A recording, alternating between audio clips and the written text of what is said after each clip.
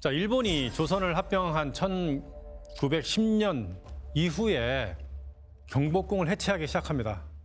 특히 1915년도에 조선 물산 공진회를 개최한다는 목적으로 그 전해 1914년부터 경복궁을 해체하기 시작합니다. 얼마나 많이 해체하느냐? 90%의 건물을 없애버리죠.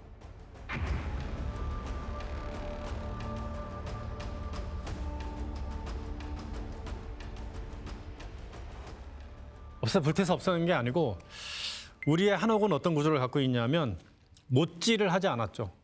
다 끼워서 만듭니다. 끼워서. 우리 그 전통적인 장인들께서는 배를 만들 때도 이렇게 못을 질 안 하고 탁 끼워서 만들잖아요. 꽉 끼게. 그래서 임진왜란 얘기를 하자면은 임진왜란 때 우리의 판옥선들은 끼워서 맞춘 구조이기 때문에 물을 머금으면 탄탄해지잖아요. 그래서 일본 함선하고 부딪히면 일본 함선은 100% 깨지게 되어 있는 그런 구조였죠. 우리는 그 목선뿐만 아니고 건축물을 그렇게 끼워서 못질을 안 했습니다. 그러니까 해체를 해서 가서 다시 끼우면 되는 거예요. 그래서 얘네들이 해체를 하면서 일본인들한테 막 팔아요. 그러다 보니까 이제 남산 밑에도 보면은 이제 일본인들이 거주 구역이 있었잖아요. 거기에 그 경복궁에 있는 건물들이 막 팔려나가기도 하고 심지어는 그 방문사라고 있습니다. 이토 히로부미의 그 사당이죠. 방문사. 이토 히로부미가 저격하고 나서 이토 히로부미 이등 방문을 추모하는 방문사를 지금의 신라호텔 영빈관에 만듭니다. 그래서 사당을 만드는 거예요. 그 사당을 만드는 그 건물에도 경복궁에 있는 건물들을 갖다 쓰고요. 예. 하여튼 못된 짓 많이 합니다. 그런데 그 해체하는데 가장 적극적으로 나선 인물이 있는데 오꾸라라고 하는 인물이 있습니다. 이 사람은 일본의 엘리트죠. 그 일본의 큰 사찰을 가지고 있는 집안의 아들인데요. 영국에 유학을 하고 공부를 많이 하는 엘리트인데 그 당시에 중앙아시아뿐만 아니고 이제 중국의 그 신장 위구르 자치주 같은 이런 곳에 다니면서 막 수집을 하던 시기죠. 그 오꾸라가 그런 데 다니면서 수집을 굉장히 많이 하는데 경복궁을 해체하는데 굉장히 앞서장서고요. 이놈이 자선당을 일본으로 빼돌립니다. 자기 집에 빼돌려가지고 조선관이라고 하는 박물관을 만듭니다.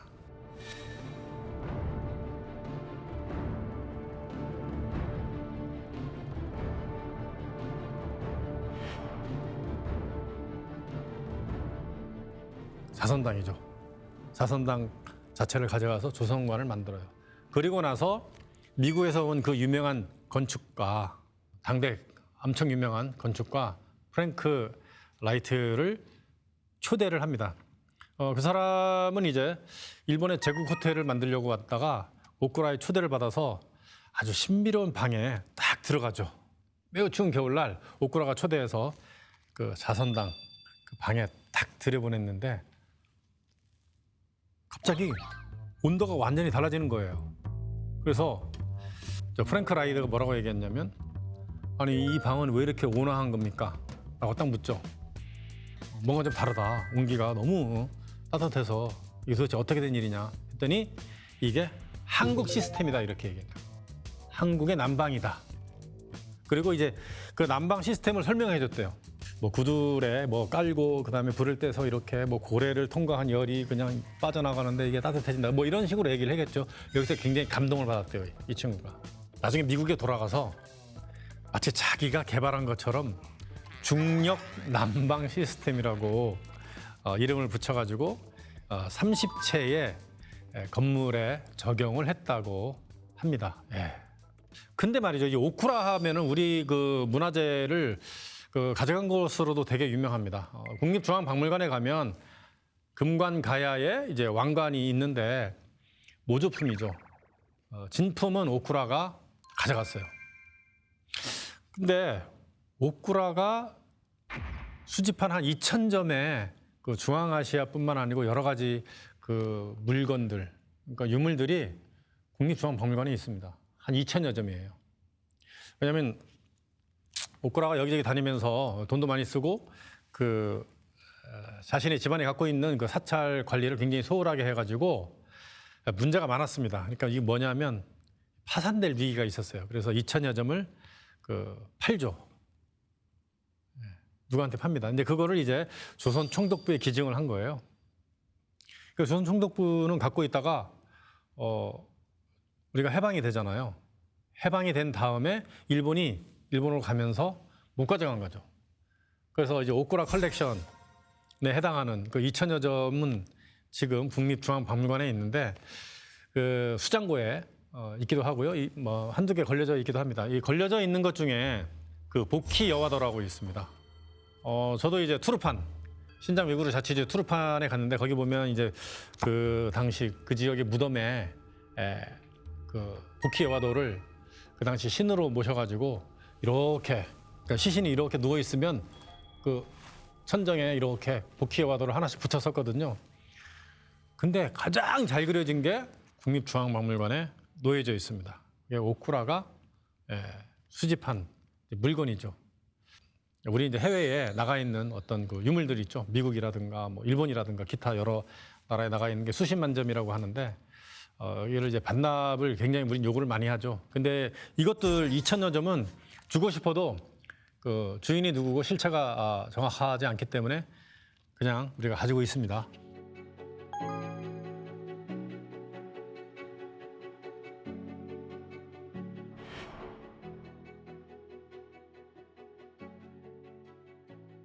자, 마지막으로 이제 경회루에 대한 이야기를 할까 합니다. 이 경회루는요, 그러니까 연회 장소죠. 뭐 손님을 맞이할 때 가장 큰 행사를 어디서 하냐면 근정전에서 합니다. 그러니까 예를 들어서 뭐 조선이니까 청나라 사신을 근정전에서 가장 성대하게 치르고 연회를 베푸는 곳이 경회루입니다. 우리도 이제 그러잖아요. 뭔가 큰 회의를 하고 나서 연회를 베치는 연회장이 따로 있고 청와대 같으면은 청와대 영빈관이 되겠는데 그런 역할을 했던 것입니다. 물론 이제 신하들하고도 같이 어떤 연회를 베풀었던 파티 장소가 바로 경회루인데요. 경회루처럼 큰 누각 건물, 동아시아에 저렇게 큰 건물은 없어요, 사실은. 엄청나게 크게 만들었습니다. 경회가 뭐냐? 경회의 의미는요, 좀 무겁습니다, 사실은. 인군, 인덕을 가진 임금하고 신하가 어떤 덕으로서 도덕적으로 만나는 것을 경회 이렇게 하죠. 그래서 그 만나서 거기서 이제 이야기를 나누면서 이렇게 연회를 이제 베푼다 이런 뜻인데 뭐 그 뒤로도 여러 가지 뭐 사건이 있습니다. 자, 경회로요. 진짜 이 우리의 그 어떤 상수 철학 이런 것들이 아주 확 집대성이 되어 있는 그런 건물이 되겠습니다. 처음에 3층으로 만들었어요. 굉장히 크게. 그러다가 임진왜란 때 불이 타고 나서 고종 때 와서 2층으로 줄였습니다. 옛날에 엄청 컸겠죠. 처음에 만들었을 때 이 기둥들이 그냥 아무런 그 조각이 없었는데 성종 때 와서 용 조각을 다 새겼다고 합니다. 기둥에. 그래서 사신들이 오잖아요. 그 사신들이 왔을 때 그 경회루 연못에 이렇게 흔들리는 용들을 봤을 때 거기서 감탄을 했다고 합니다. 용이 하늘을 날아가듯이 또는 이렇게 그 용이 헤엄을 치는 그런 모습처럼 보였기 때문에 굉장히 멋있었다고 그래요. 그래서 다들 감탄했던 그런 곳이 이제 경회루였다고 합니다.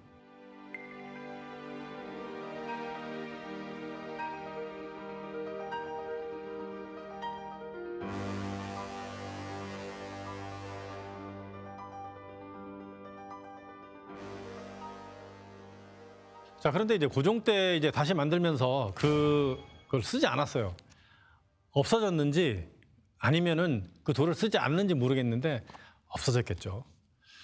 그리고 나서 이제 용의 역할이 뭐냐 하면 옛날에 우리 건물들은 전부 다 이제 나무로 만들었기 때문에 뭐가 걱정이 됐냐? 화재가 걱정이 되잖아요. 그래서 용 2마리, 청동으로 만든 용 2마리를 경회루 연못에 빠뜨려 가지고 화재를 예방한다. 용의 화재를 예방해주게 하는 그런 역할을 하기 위해서 이렇게 넣은 것이죠. 자, 경혜련은요, 그 세 개의 섬으로 이루어져 있습니다. 두 개의 작은 섬이 있고요, 또 하나의 큰 섬, 그것은 이제 경혜로 이 누각을 만들었는데 이것은 삼신사상이에요. 삼신사상. 우리가 이제 섬을 산으로 본다면 방장산, 복례산, 영주산을 의미합니다. 보통 이제 그런 신성한 산은 다 물에 둘러싸여 있습니다. 우리가 가장 신성하게 생각하는 그 산, 강화도 마리산도 예전에는 바다로 둘러싸여 있었던 곳이죠.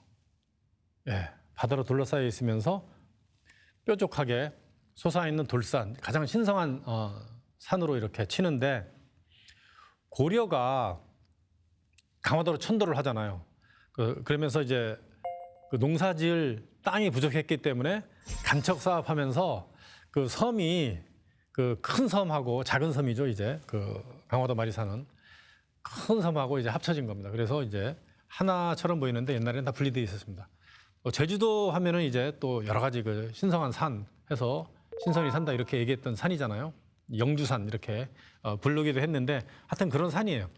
그래서 물에 있는 그 세 개의 그 신성한 삼신사상을 두었고요. 그다음에 거기 경희로에 들어가는 그 다리도 세 개입니다. 이것도 역시 마찬가지로 삼신사상을 나타내고 있습니다. 그리고 무엇보다 우리 천원지방에 가장 이제 많이 적용된 곳이 경복궁인데요. 그 기둥이 48개입니다. 맨 밖에 24개가 있고요. 그 다음 칸에 16개, 가장 안쪽 칸에 8개가 있습니다. 그 맨 밖에 28개의 기둥은 사각이에요, 사각. 그러니까 땅을 상징하고요. 안에 있는 기둥은 전부 다 원입니다. 하늘을 상징하는. 그래서 인간 세상에서 안쪽으로 갈수록 신의 세계, 신성한 세계, 그쪽으로 이제 들어가는 그런 구조를 만들었는데 2층도 마찬가지죠.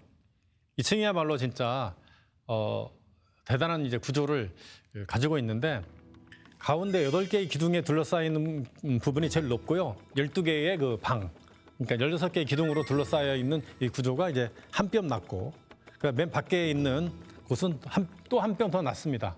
가장 높은 지위에 있는 왕이 앉고 그다음에 이제 서열 순서대로 이렇게 앉는 구조를 만들고 있습니다. 자, 2층을요. 그 칸을 보면은 사실은 35개인데 이걸 36궁 이렇게 이야기합니다. 36궁. 왜냐면 66 해서 숫자 6을 만들었는데 그 66궁이라고 하거든요. 6이라는 것은 이제 8괴에서 이제 가장 큰 그 물의 숫자죠. 우리가 16수 이렇게 하듯이 6은 이제 물의 숫자입니다. 그래서 이제 화재 때문에 할 수 없이 그렇게 한 게 아니고 예전에는 다 그렇게 적용을 했습니다. 669. 자, 가장 가운데 8개의 기둥으로 둘러싸이는 칸은 3칸이에요. 방이 3개.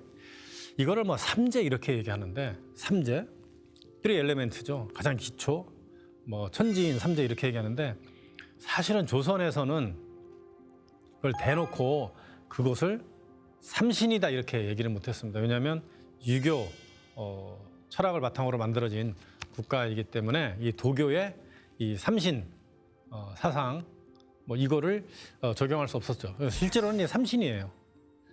가장 중요한 그런 자리를 이야기하고 있죠. 중궁 이렇게 얘기하기도 하고요. 그리고 이제 3개의 방을 둘러싸고 있는 8개의 기둥은 8괴. 8개 바로 밖에는 12개의 칸이 있습니다. 16개의 기둥으로 둘러싸인 12개의 칸. 이 12개의 칸은 12달을 이야기합니다. 12달. 그런데 그 12개의 이 칸은 문이 있어요. 16개의 그 기둥만큼의 16개의 문이 있는데 그 문짝에 각각 4개입니다. 숫자가 들어가니까 굉장히 어려워지는데요. 자, 16개의 문짝이 4개씩이니까 64개의 문짝이 있는 거죠. 64개는 64괴를 상징합니다. 자, 마지막으로 맨 밖에는 24개의 기둥이 있다고 말씀드렸는데 24개는 24절기 이거를 나타냅니다. 그 외에도 뭐 10간, 12지 등등 많은 것을 적용을 했는데 아주 복잡하지만 실제로 올라가 보면은 아주 심플한 그런 구조를 하고 있는데 그 안에 딱 앉아 있으면 뭐가 보이냐면요. 백악산과 인왕산의 모습이 보여요. 예전에 건물이 하나도 없을 때 한번 생각을 해보시면 그 위에서 백악산과 인왕산을 봤을 때 야, 진짜 신선세계 같다라고 하는 느낌이 들었을 것 같습니다. 그래서 그 가운데에 들어갈수록 가장 높은 곳이라고 했잖아요.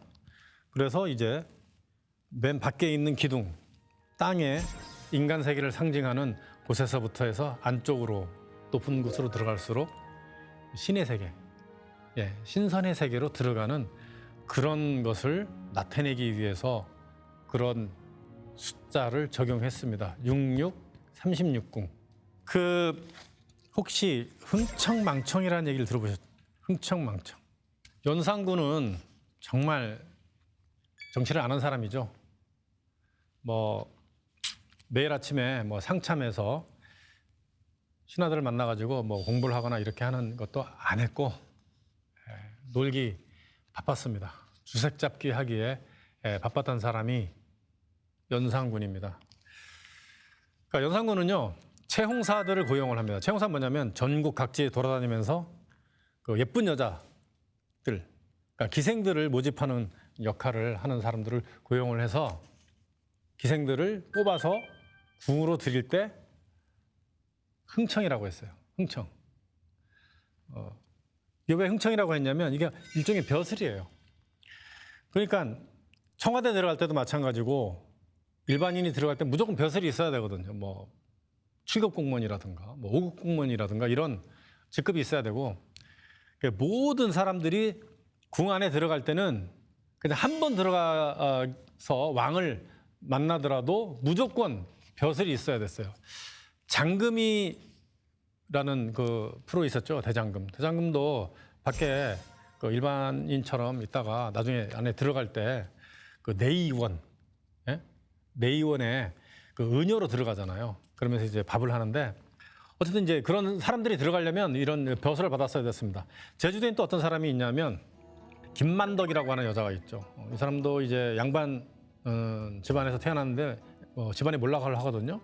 그래서 돈을 벌려고 이제 기생이 됩니다. 이제 기생을 하고 나서 이제 그 양반들을 많이 만나다 보니까 어떻게 하면 돈 벌 수 있겠다라는 걸 알고 기생을 그만두고 어떤 사업을 하게 되죠. 상업을 하게 됩니다. 그러면서 돈을 되게 많이 모아요.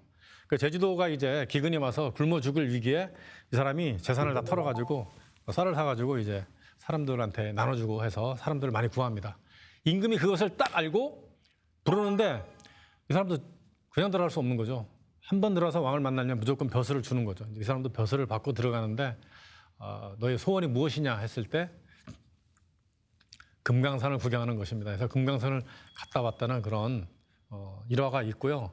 실제로 이제 추사 김정희 제주도에 유배를 왔었잖아요. 이 사람이 이제 그 사람을 위한 이렇게 글도 써주고 했던 게 있습니다. 제주도 가면 그 기록이 있고 매년 그런 김만덕 처럼 봉사활동을 많이 한 사람을 뽑아서 상을 주고 하는 것이 있는데 무슨 얘기를 하려고 했냐 하면은요. 그러니까 기생을 뽑았어요. 들여올 때 흥청이라는 벼슬을 줬어요. 그래서 노는 거죠. 수백 명을 뽑아가지고. 땅도 주고 돈도 많이 주고 그래서 흥청하고 놀다 보면 망한다 그래서 흥청망청이라는 이야기가 이 경회로에서 나왔습니다. 자, 경회로는 지금은 이제 담장이 없는데 예전에는 담장 안에 있었던 그런 공간이었죠. 그 주변에는 가장 그 중요한 건물들이 이렇게 포진이 되어 있기도 했었던 그런 곳입니다. 자, 경복궁은 사실 할 얘기가 굉장히 많은 경복궁에 대한 얘기만 해도 한 500~600페이지 이상의 책을 쓸 수 있을 정도로 방대한 그런 이야기들이 있습니다. 진짜 엑기스만 이야기했는데요. 경복궁에서 사용했던 어떤 유물들을 가지고 얘기하면 또 다른 세계가 있고요. 그다음에 왕실이 어떤 생활을 했는지 뭐 관운상제에 대한 이야기를 하면 또 다른 이야기가 있습니다. 자, 지금까지 경복궁에 대한 이야기를 했는데요. 뭐 들어본 얘기도 있으실 테고 처음 듣는 얘기도 많았을 것이라 생각을 합니다. 처음 들어보신 분들은 이번 기회를 통해서 경복궁이 어떤 곳이다라는 것을 알 수 있는 계기가 됐을 것이라고 생각을 합니다.